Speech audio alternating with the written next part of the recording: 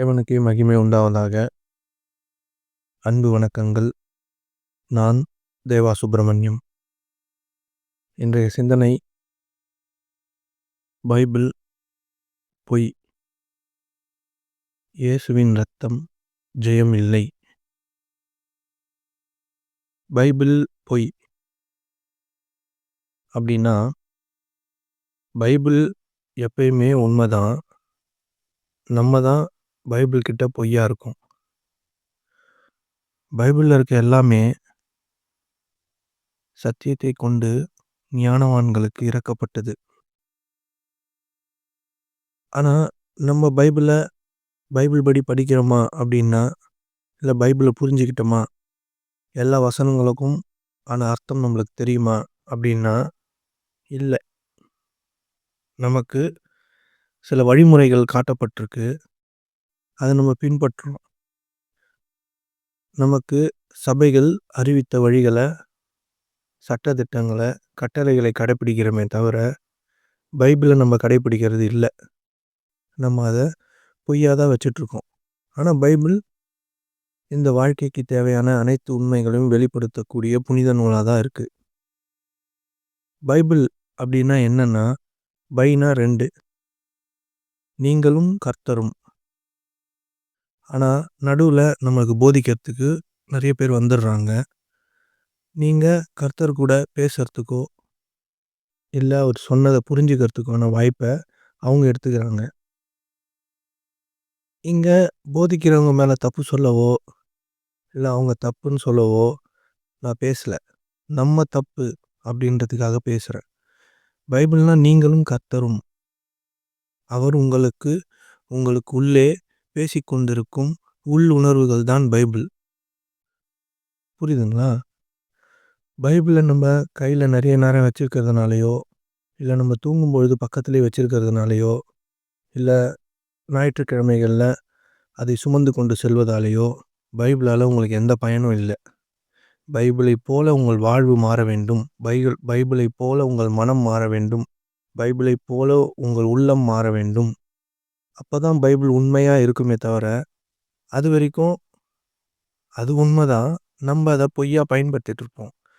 நம்மளோட வாழ்க்கையில் பெரும்பான்மையான மக்கள் என்ன பண்ணுறோன்னா, நமக்கு என்ன மற்றவங்க சொல்கிறாங்களோ அதை 100% உண்மையாக நம்பி, நம்பிக்கையின் அடிப்படையில் தான் உங்களோட அடித்தளத்தை பைபிள் மேலே வச்சுருக்கீங்களே தவிர, மற்றபடி உங்களுக்கான புரிதல் பைபிளை பற்றி அப்படின்னா எதுவும் இல்லை.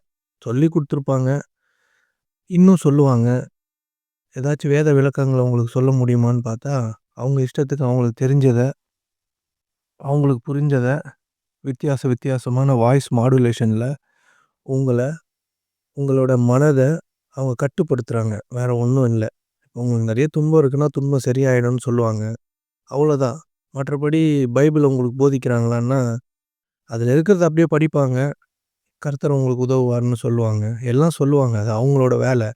ஆனால் அவங்கள நம்ம குற்றம் குறை சொல்கிறது நம்மளோட வேலை இல்லை. நம்ம பைபிளை நம்மளுக்கு உண்மையாக மாற்றிக்கணும். அது எப்படி அப்படின்னா, நீங்கள் யாருன்னு முதல்ல புரிஞ்சுக்கணும். அப்போ தான் பைபிள்னால் என்னன்னு புரியும். நீங்கள் யார் யோசிச்சு பாருங்கள்.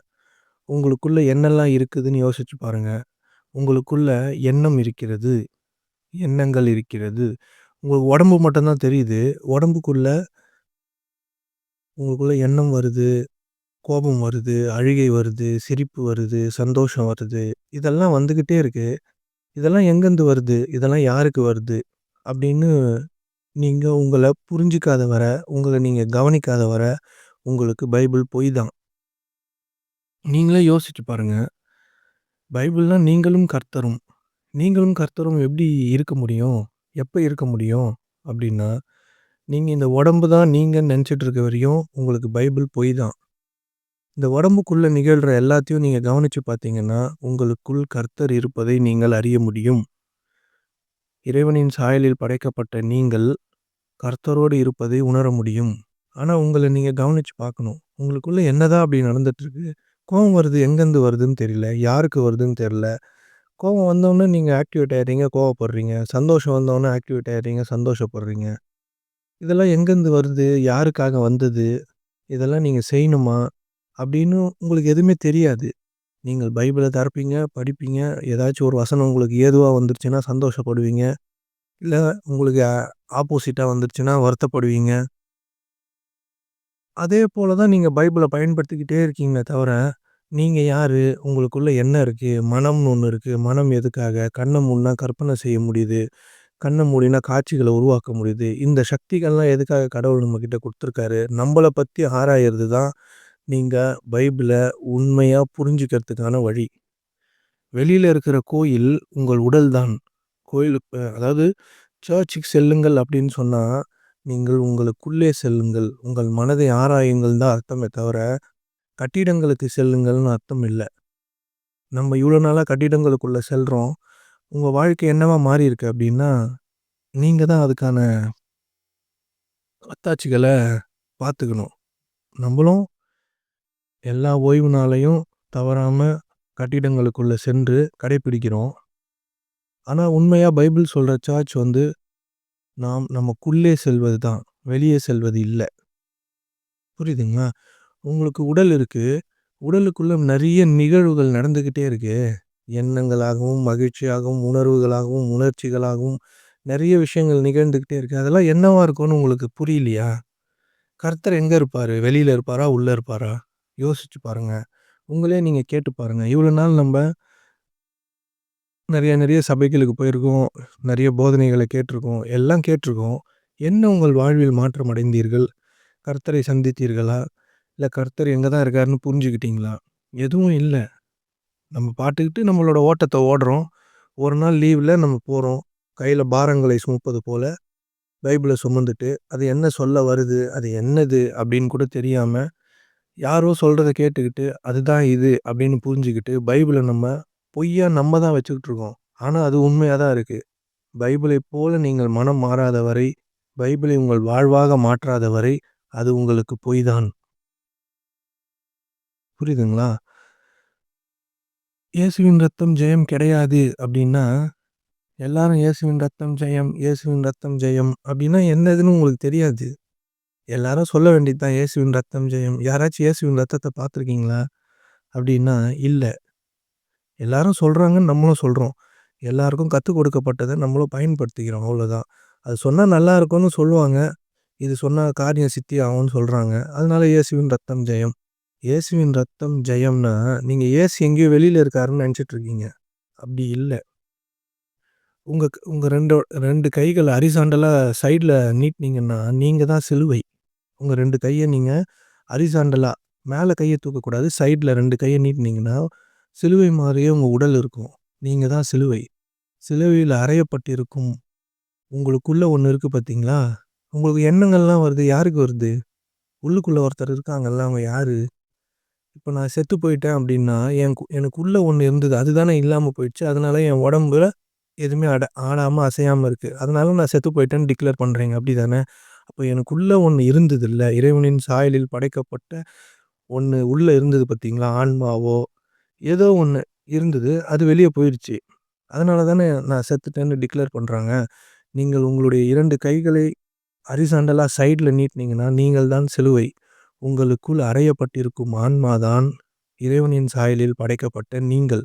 அதுதான் இயேசு. புரியுதுங்களா? இயேசுவின் ரத்தம் ஜெயம்னா, உங்களுக்கு எதிரா எல்லாரும் பழி சொல்லும்பொழுது, உங்கள எதிர்த்து பேசும்போது, உங்களுக்கு சூழல் இசைவா இல்லாத பொழுது, உங்க மனம் வலிக்குதுல்ல, உங்கள தப்பா பேசும்பொழுது, உங்க மனம் வலிக்குது. அது மட்டும் இல்லாம உங்களுக்குள்ள இருக்க எண்ணங்களே உங்கள ரொம்ப தொந்தரவு பண்ணுது. இதையெல்லாம் பொறுத்துக்கொண்டு, வலியை தாங்குவது தான் இயேசுவின் ரத்தம். உங்களுடைய வார்த்தைகளால் மற்றவங்களுக்கு எந்த துன்பத்தையும் ஏற்படுத்தாம, அதெல்லாம் பொறுத்துக்கிட்டு, உங்களோட மனம் வலிக்கும். இப்போ உங்கள யாரோ வந்து தரைக்குறைவா பேசுறாங்க.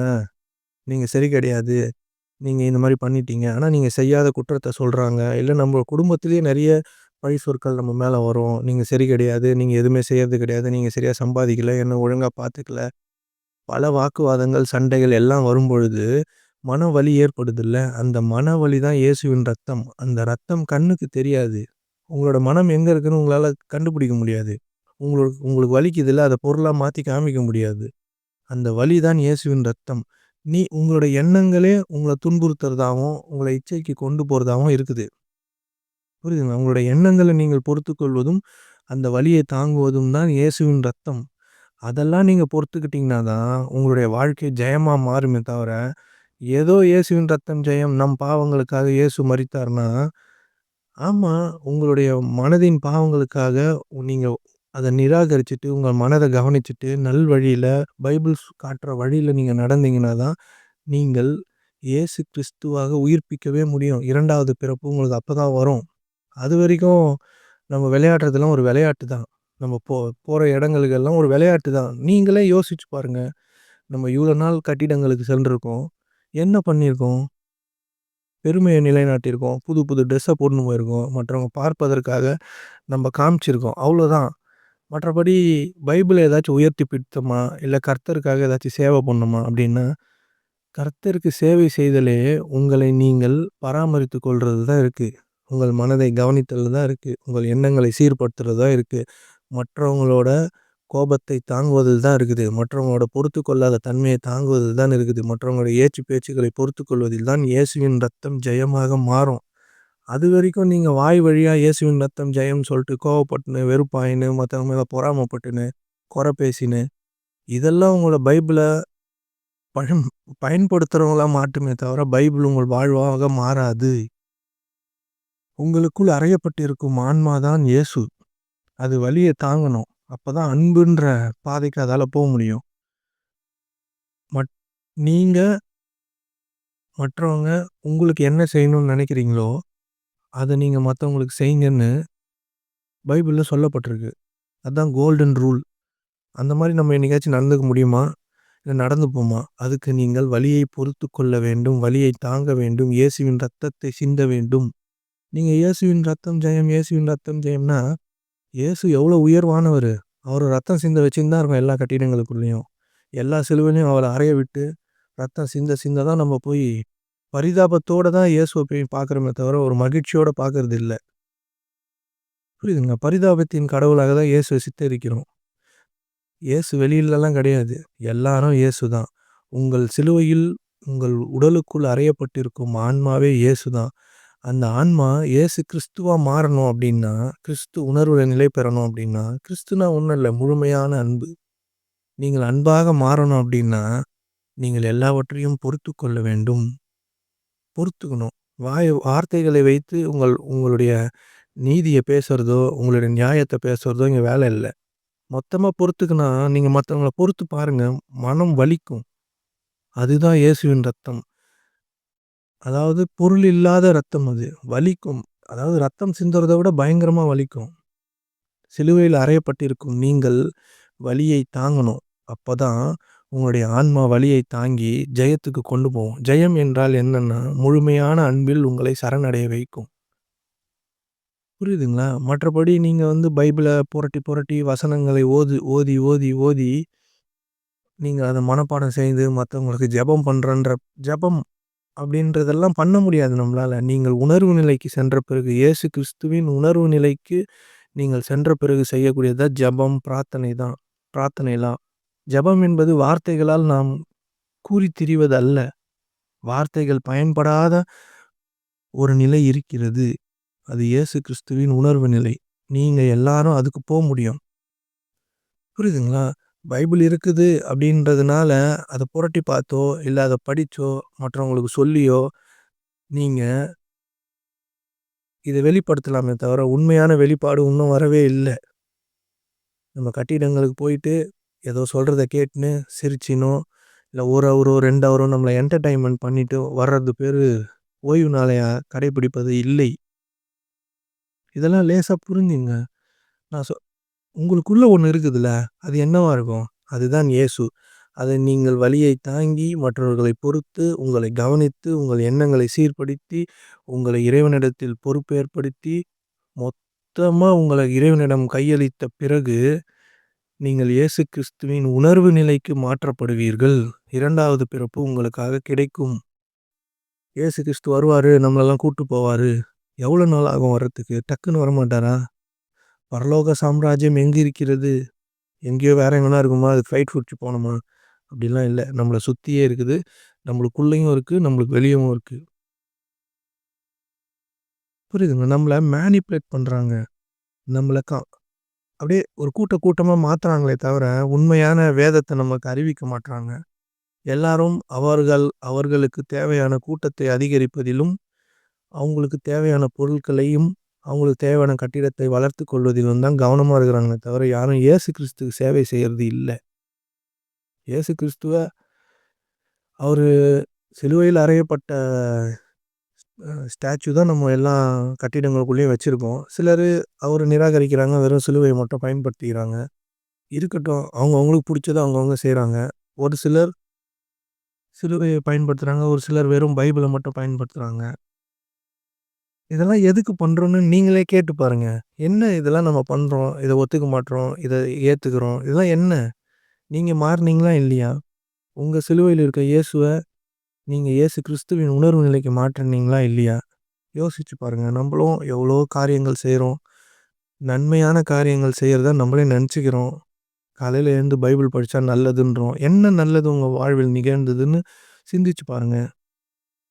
எல்லாம் நம்ம நமக்கு சொல்லிக் கொடுக்கப்பட்டவைகள் மீதும், நமக்கு அறிவிக்கப்பட்ட நம்பிக்கைகளின் மீதும் ஏறி அமர்ந்து கொண்டு பைபிளையும், இந்த வசனங்களையும் மனப்பாடம் செய்து ஒப்பித்துட்டு இருக்கோமே தவிர, நாம் வசனங்களாக மாறவே இல்லை.